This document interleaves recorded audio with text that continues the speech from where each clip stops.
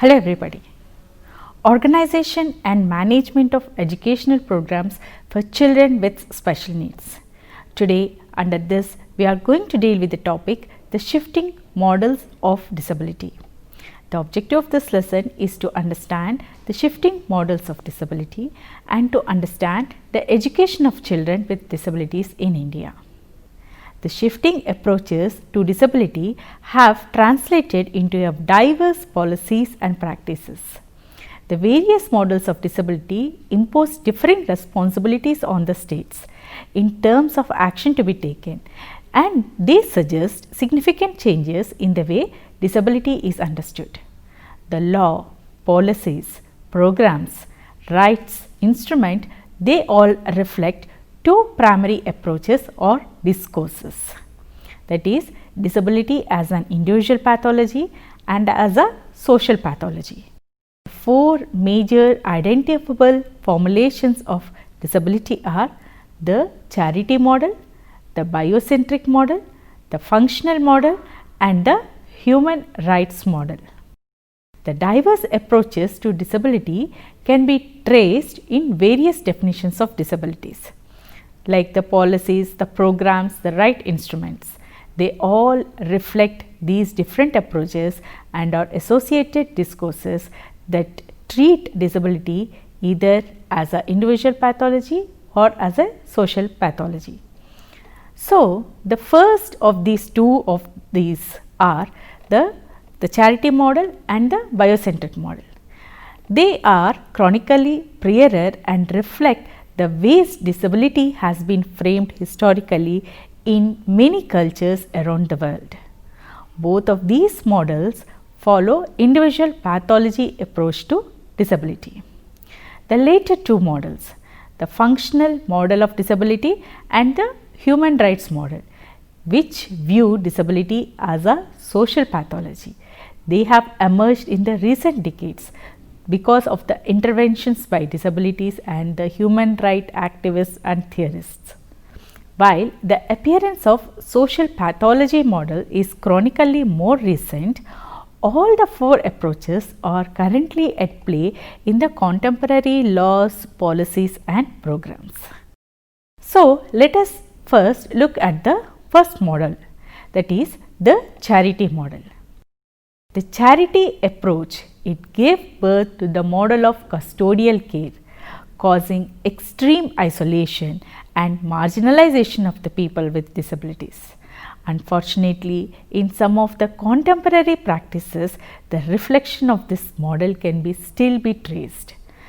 For instance, the findings of an investigative project undertaken by the National Human Rights Commission, it has confirmed that large number of the mental health institutions today are still being managed and administered on the custodial model of care. It is characterized by the prison-like structures with high walls, watchtowers, fenced wards and locked cells.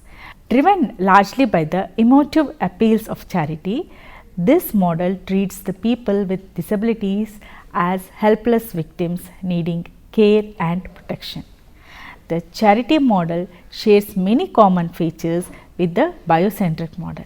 There is a similar imperative of social responsibility that is derived from charity and benevolence rather than justice and equity. The notion of the charitable privilege, it has its roots in the English laws, which primarily protected the drain on social resources, and it created a criteria to limit the claims to rights. In other words, the charity model was based on the assumption that the claim to right is valid on certain grounds and invalid on certain others. The disability was perceived as a disqualification, and perhaps for this very reason the expression invalid became synonymous with the persons with disabilities. The charity model engineered stringent criteria for groups and declared invalid, ensuring their exclusion from the social arrangements and services in the public domain. it is justified that their exclusion from the mainstream education and employment and other rights and privileges enjoyed by the citizen who fitted into the criteria of valid holders of right. The charity model driven interventions which are intended to be beneficial can actually compromise their beneficiaries' rights. Since the entitlement to rights is often substituted by the relief measures over which the groups declared invalid have a little control or power to bargain, the charity model, it creates an army of powerless individuals dependent on either the state sponsored charities or arrangements maintained by the individuals outside the mainstream development and mechanisms of social support. Special schools, sheltered workshops, protection homes for persons with disabilities were all established throughout the world by the religious and other philanthropic agencies. Many governments continue to rely upon such arrangements by providing them financial grants instead of bringing educational and vocational training and right to safety and secure relationship or secure shelter for the persons with disabilities under the direct of their developmental agenda. This is about the charity model.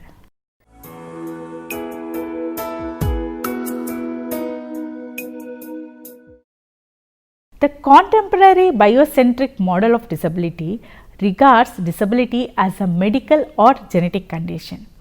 The implication remains that the disabled persons and their families should strive for the normalization through medical cures and miracles. Although biology is no longer the only lens through which disability is viewed in the law and policy, it continues to play a prominent role in determining the program eligibility, entitlement to benefits, and it also influences the access to the rights and full social participation.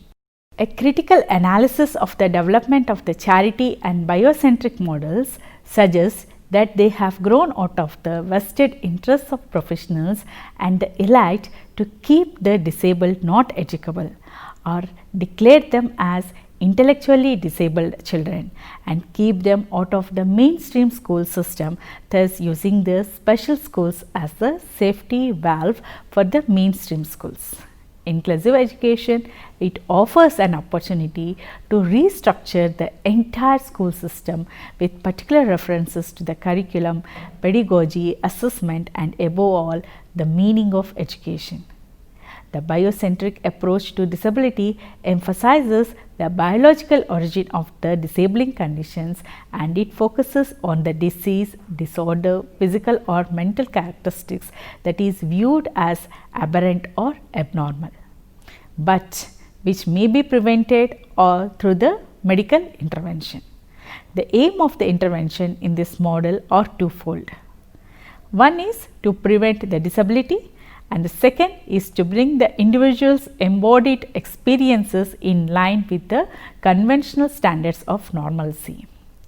The biocentric model of disability is linked ideologically to a trend in Western thought that can be traced to the biological sciences and to a period referred as the Enlightenment era in Europe.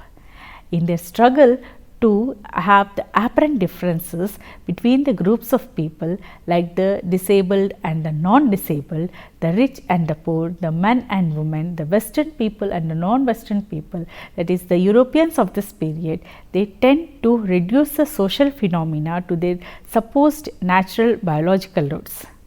Similar construction on biological and intellectual characteristics also have been deployed by the lawmakers of ancient India, who classified people into various caste categories.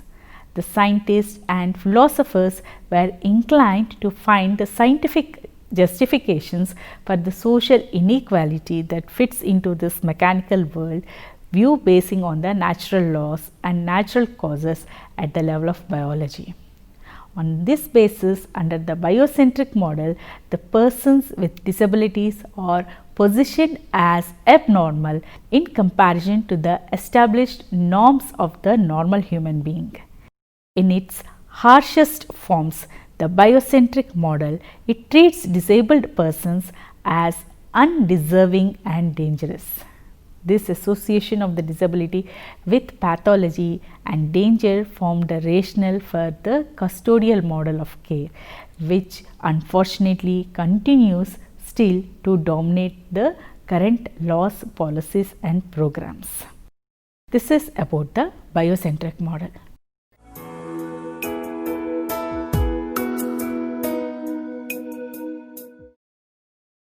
In the functional model, entitlement to rights is differentiated according to the judgments of individual incapacity and the extent to which a person is perceived as being independent to exercise his or her rights. For example, a child's right to education is dependent on whether or not the child can access the school and participate in the classroom, rather than the obligation being on the school system becoming accessible to the children with disabilities.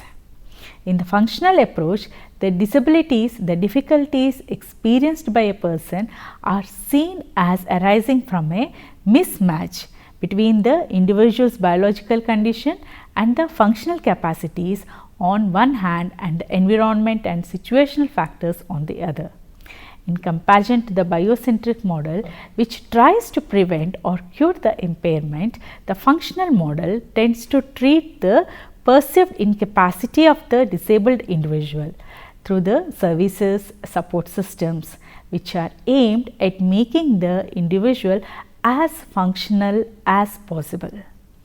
This involves compensation rather than cure, in order for the people to live lives that are normal as possible, such as understanding has been instrumental in establishing the rehabilitation services persons with disabilities throughout the world. Services such as physiotherapy, occupational therapy, which includes the training in daily living skills, pre-vocational skills, functional assessments, counseling and job training are some important elements of prevalent rehabilitation programs. In this functional model, the entitlements to the rights are differentiated according to the judgments of individual incapacity and the extent to which a person is perceived to be independent enough to exercise his or her rights. The positive contribution of this model can be seen in the development of assistive technologies and specialized services. Its failure, however, lies linking the entitlements to rights with the ability of the disabled persons to negotiate diverse environment with the use of compensatory skills and assistive technologies. Thus, in this model, the individual to fit within the system, not on the system to include the individual. So, this is about the functional model.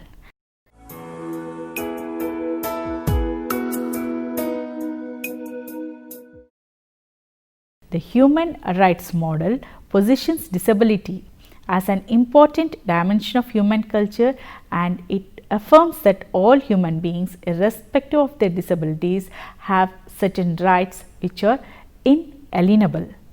By emphasizing this, that the disabled are equally entitled to the rights as others, this model builds upon the spirit of Universal Declaration of Human Rights of 1948, according to which all human beings are born free and equal in rights and dignity. The relevant concepts of this model are diversity. The Greek philosopher Aristotle once said that the things are alike should be treated alike, whereas the things that are unalike should be treated unlike in proportion to their unalikeness. The principle of respect for differences and acceptance of disability as a part of human diversity and humanity is very important, as disability is a universal feature of human condition. Breaking down of barriers. The policies that are ideologically based on the human rights model starts by identifying the barriers that are restricting the disabled person's participation in the society. This has shifted the focus in the way the environments are arranged. In education, for example, where the individuals were formerly labeled as not educable, the human rights model examines the accessibility of school in terms of both the physical access and the pedagogical strategies. Next is the equality and non-discrimination. In international human rights law, equality is founded upon two complementary principles, that is non-discrimination and reasonable differentiation. The doctrine of differentiation is of particular importance to persons with disabilities, some of whom may require specialized services or support in order to be placed on basis of equality with others.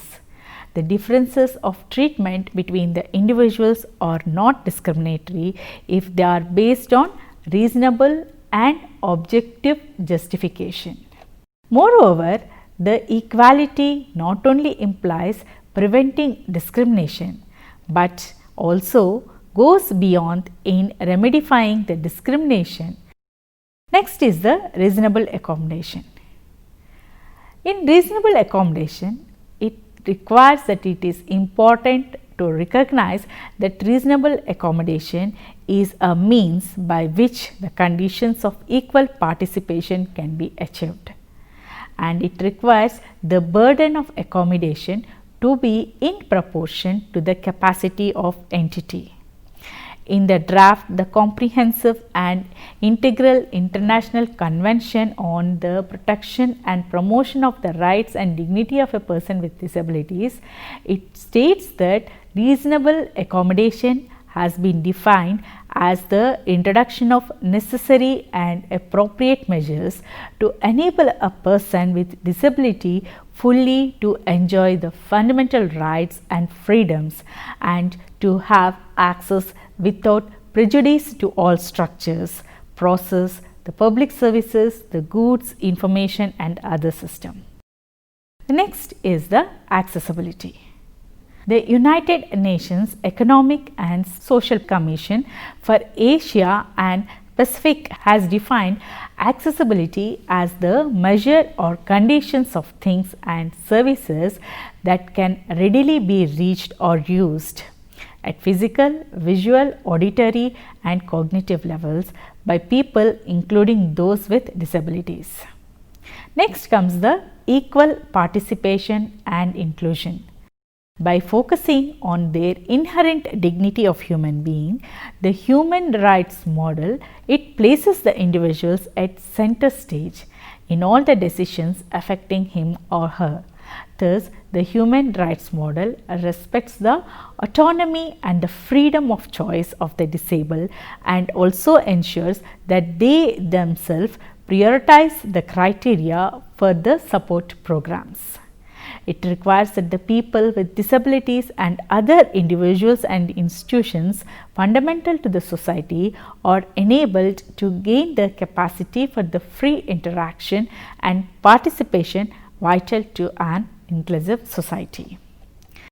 The private and public freedoms.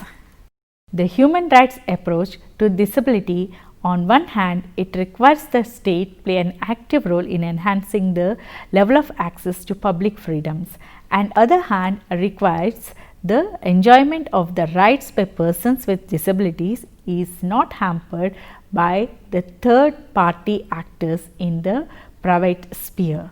The educational institutions and industry, both in public and private sectors, should ensure equitable treatment to persons with disabilities. This is about the human right or human model. So, this human rights approach to disability, it seeks to break down the barriers by addressing the environmental shortcomings with reference to limiting the entitlements to the individual characteristics and the functional capacity.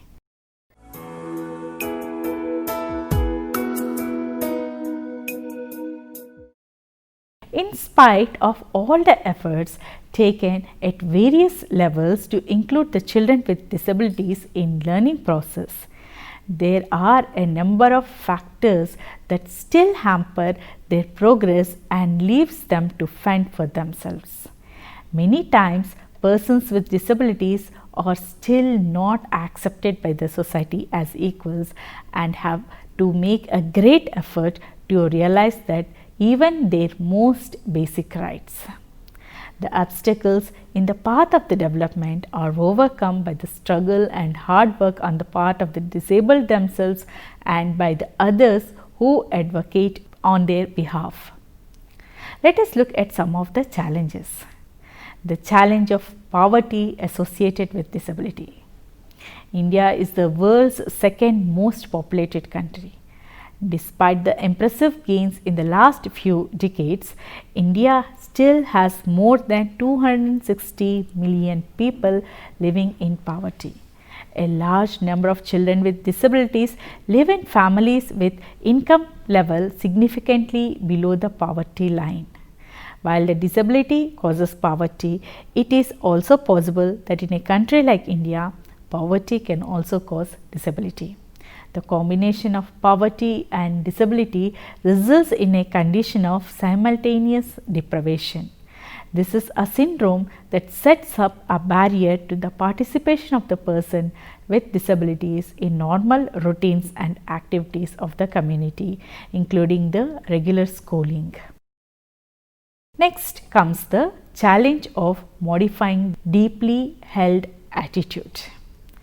Attitudes. The attitudes of the non-disabled persons are proving to be a major barrier in social integration of the persons with disabilities. The more severe and visible the deformity, the greater is the fear of contagion, hence the attitude of aversion and segregation towards the crippled.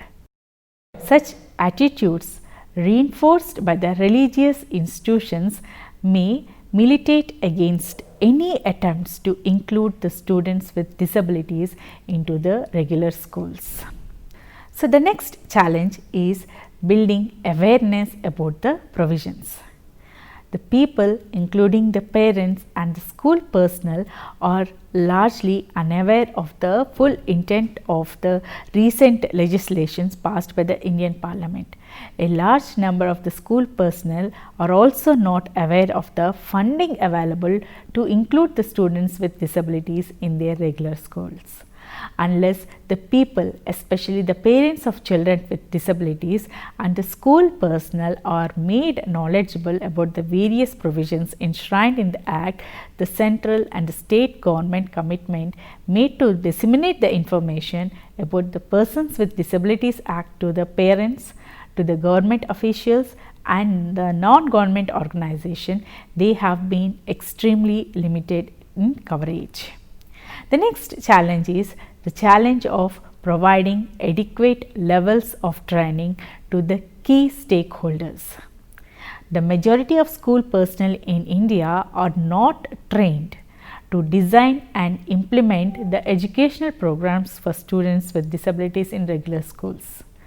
And the most teacher training programs in India, they do not have a unit on disability studies. The universities which do cover some aspects on special education in their teacher training programs, they fail to train the teachers adequately to work in integrated settings. Moreover, majority of schools in India are poorly designed and few are equipped to meet the needs of the students with disabilities. The lack of the disability friendly transportation services, accessible buildings are considered by some to be far greater problems than the social prejudice and negative attitudes. Both the central and the state government will have to provide the increased resources to this aspect of education to ensure the successful implementation of the integrated practices in schools. Studies on the efficacy of mainstream of teachers' sensitization training on inclusive education under the Sarva Shiksha Abhiyan suggests that sensitization training helps in capacity building of the mainstream teachers and education officers, at least in respect of the knowledge about the disability and attitudes. So, today we have understood about the different models of disability, like the charity model, the biocentric model, the functional model and the human right model. And then we have understood the challenges that are faced in providing the educational programs for these children with disabilities. Hope you have understood the lesson. Thank you.